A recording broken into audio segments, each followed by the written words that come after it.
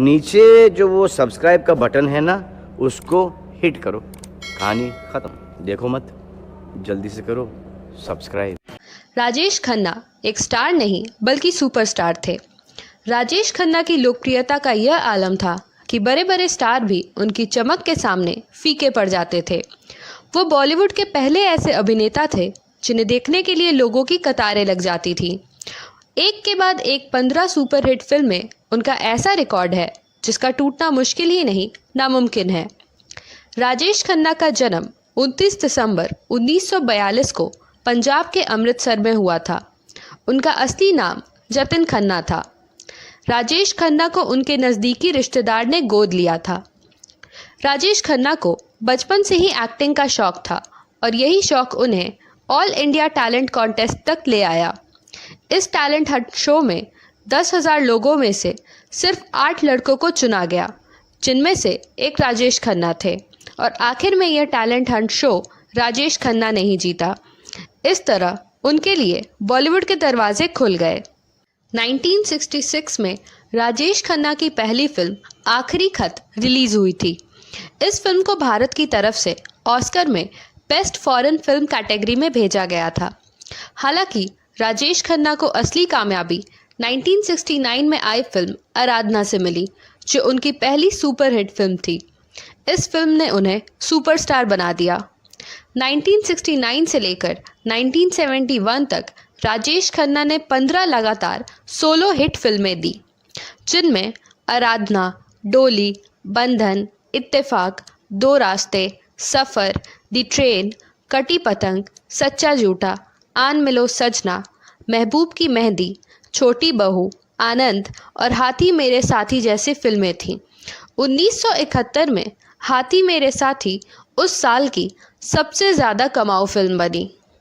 उनकी 17 लगातार हिट फिल्मों में इन 15 हिट फिल्मों के अलावा अंदाज और मर्यादा 2 नॉन सोलो फिल्में थीं। राजेश खन्ना गुरुदत्त, मीना कुमारी और गीता बाली को अपना आदर्श मानते थे। 1970 के दशक में राजेश खन्ना के लिए अधिकतर गाने किशोर कुमार की आवाज़ में थे, जिसकी वजह से उनको स्टार बनने में काफ़ी सहायता मिली थी। 1970 के दशक में राजेश खन्ना की केमिस्ट्री शर्मिला टैगोर, मुमताज़, आशा पारेख, जीनत अमान, तनुजा और हेमा मालिनी के साथ काफ़ी प्रसिद्ध रही। 1972 में बीबीसी ने बॉम्बे सुपरस्टार के नाम से राजेश खन्ना पर आधारित फिल्म बनाई थी। राजेश खन्ना की फिल्मों में सबसे बड़ा आकर्षण उनकी फिल्मों का म्यूज़िक था।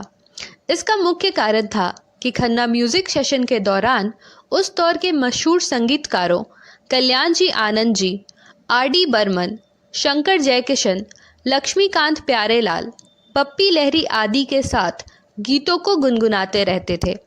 राजेश खन्ना, किशोर कुमार और आर.डी. बर्मन तीनों ने जिस फिल्म में अपनी कला का प्रदर्शन साथ किया, वो फिल्म हिट रही। उस दौर में राजेश खन्ना ने जो लोकप्रियता हासिल की थी, आज के ज़माने में उसके आसपास भी कोई नहीं पहुंच सकता। उस दौर के स्टाइलिश और हैंडसम हीरो थे राजेश खन्ना। तब के युवा खास तौर पर उनके जैसे कपड़े बनवाया करते थे। लड़कियों में उनको लेकर ऐसी दीवानगी थी कि उनकी एक झलक पाने के लिए वो घंटों इंतज़ार करती थीं। कहा तो ये भी जाता है कि उस दौर में लड़कियां उन्हें खून से खत लिखा करती थीं और उनकी फ़ोटो से शादी करती थीं। राजेश खन्ना की सफ़ेद रंग की कार जहां रुकती थी, लड़कियां उस कार को ही चूम लेती थीं। लिपस्टिक के निशान से सफ़ेद रंग की कार गुलाबी हो जाया करती थी। कहा तो ये भी जाता है कि एक बार राजेश खन्ना अस्पताल में भर्ती थे तो उनके इर्द गिर्द के कमरे फिल्म निर्माताओं ने बुक करा लिए, ताकि मौका मिलते ही वो राजेश खन्ना को अपनी फिल्म की कहानी सुना सकें। राजेश खन्ना ने मार्च 1973 में डिम्पल कपाड़िया से शादी की। हालांकि राजेश खन्ना और डिम्पल की शादी ज़्यादा दिन तक नहीं चल पाई और 1984 में दोनों अलग हो गए, पर उन्होंने तलाक नहीं लिया। उनके अलग होने का मुख्य कारण था कि डिम्पल कपाड़िया फिर से फिल्मों में काम करना चाहती थी, लेकिन राजेश खन्ना इसके लिए मना कर रहे थे। इन दोनों की 2 बेटियां भी हैं, ट्विंकल खन्ना और रिंकी खन्ना। राजेश खन्ना ने राजनीति में भी कदम रखा। 90 के दशक में राजेश खन्ना ने कांग्रेस की सीट पर नई दिल्ली से लाल कृष्ण आडवाणी के खिलाफ चुनाव लड़ा था। हालांकि राजेश खन्ना चुनाव हार गए थे।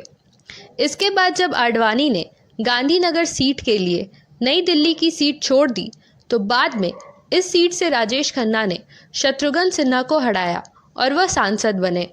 हालांकि अगले चुनाव में राजेश खन्ना को हार मिली तो वह फिर फिल्मों में लौट आए।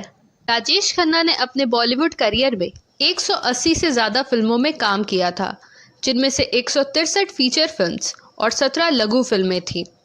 हिंदी सिनेमा में सोलो लीड हीरो के रूप में उन्होंने 106 फिल्में की, जो कि एक रिकॉर्ड है।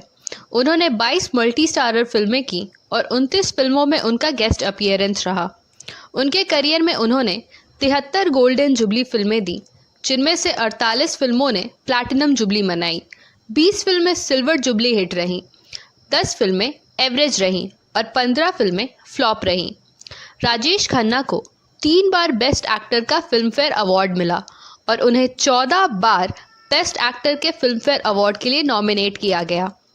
1970 से 1979 तक राजेश खन्ना हिंदी सिनेमा के हाईएस्ट पेड एक्टर रहे और 1980 से 1989 तक वे अमिताभ बच्चन के साथ बॉलीवुड के हाईएस्ट पेड एक्टर रहे। उन्हें 2005 में फिल्म फेयर के लाइफ टाइम अचीवमेंट अवार्ड से नवाजा गया और 2009 में आईफा का लाइफ टाइम अचीवमेंट अवार्ड मिला। उन्हें साल 2013 में मरणोपरांत पद्म भूषण से सम्मानित किया गया।